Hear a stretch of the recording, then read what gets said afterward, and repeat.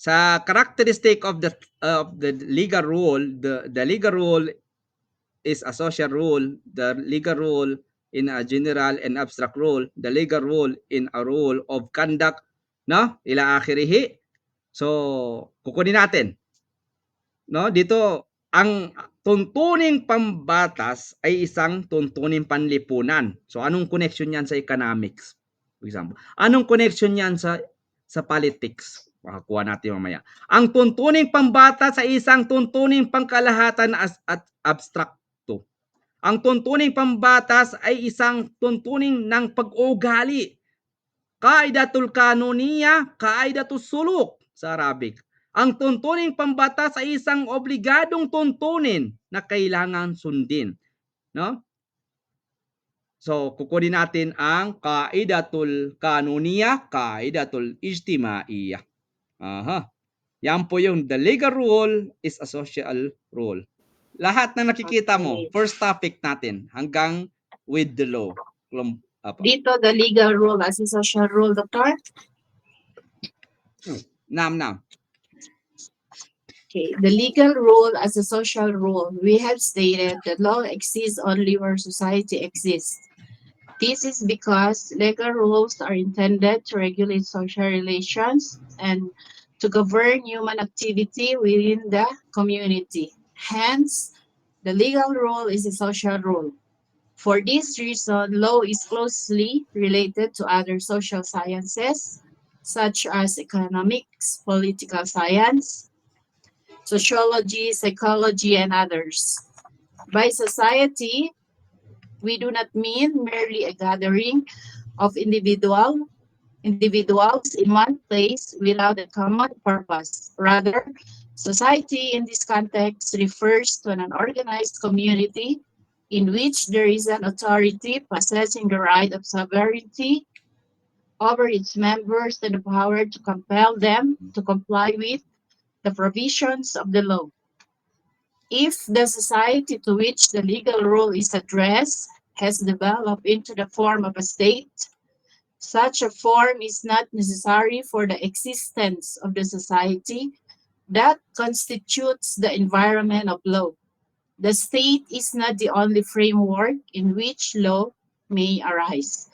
Accordingly, law may exist within a society that does not possess the elements or the form of a state, so long as there is an authority with sovereignty, coercive power, and the capacity to enforce compliance with the law.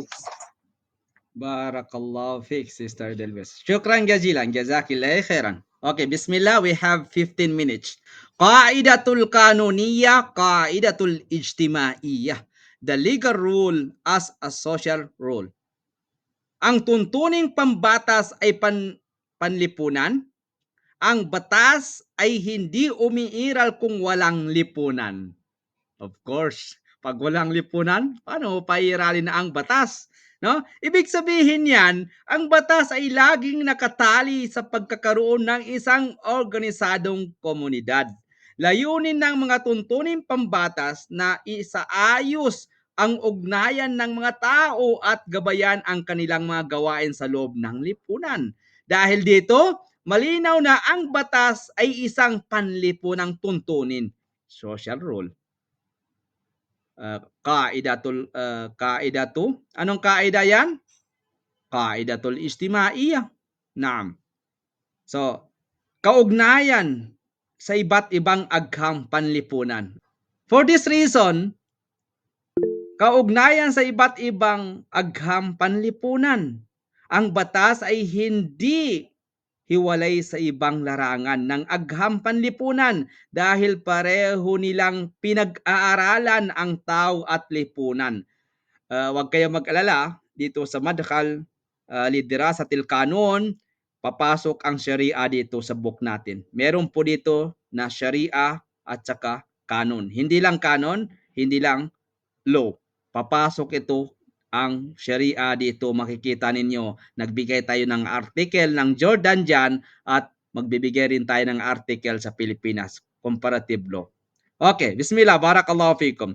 So, Ang batas ay hindi hiwalay sa ibang larangan ng aghang panlipunan dahil pareho nilang pinag-aralan ang tao at lipunan, no?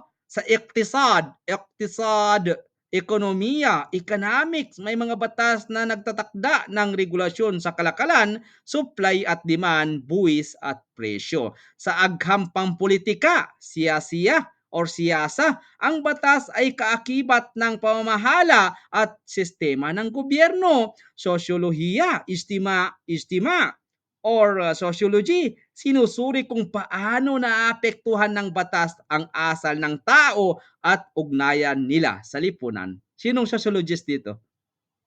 May sociologist dito sa atin? Mashallah. Okay, next time. Okay, psychologist. I think mayroon. Okay, psikolohiya, no? Elmon nafs o nafs. Tinitingnan kung paano naapektuhan ng batas ang pag-iisip, damdamin at asal ng individual. Allahu Akbar. So ang batas po, no, ay batas. Okay. Bismillah. Ano naman ang lipunan sa kahulugang ito? So ano ang lipunan dito? By the society, we do not mean merely a gathering of individuals in one place without a common purpose. So, ano ang lipunan sa kahulugan ito? Hindi sapat na ang mga tao ay simpleng nagtipon sa isang lugar upang matawag na lipunan. Ang tinutukoy na lipunan dito ay ano? Tafaddalu. Ano ang tinutukoy na lipunan dito, ya ikhwani wa akhawati?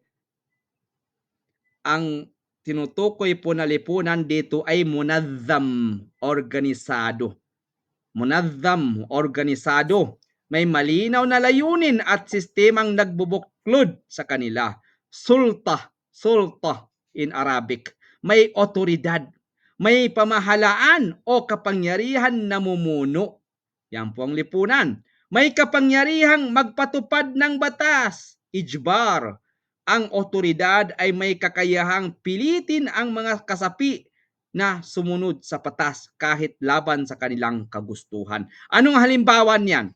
Ang mga taong nagtitipon sa palengke para bumili ng pagkain ay hindi agad matatawag na lipunan. Matawag ba natin ng lipunan yon? Ang mga taong nagtitipon sa palengke para bumili ng pagkain ay hindi natin matatawag na lipunan yan. Ngunit, ang bansang Pilipinas o Jordan ay tinuturing na lipunan. Bakit?